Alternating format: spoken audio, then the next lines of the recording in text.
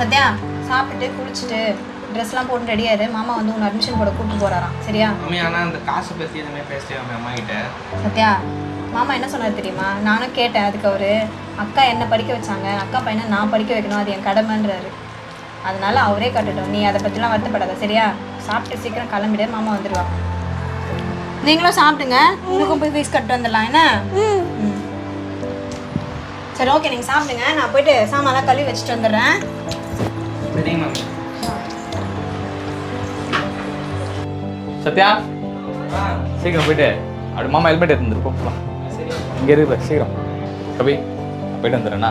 Sathya fees கட்டு, அப்படியே குழந்தைங்க வந்து ஈவினிங் போயிட்டு ஃபீஸ் கட்டு அவங்களுக்கு புக்ஸ் வந்துடலாண்ணா. ஃபஸ்ட் நான் அவனுக்கு எடுத்துட்டு வந்துடுறேன். சரி, காசு இருக்கா?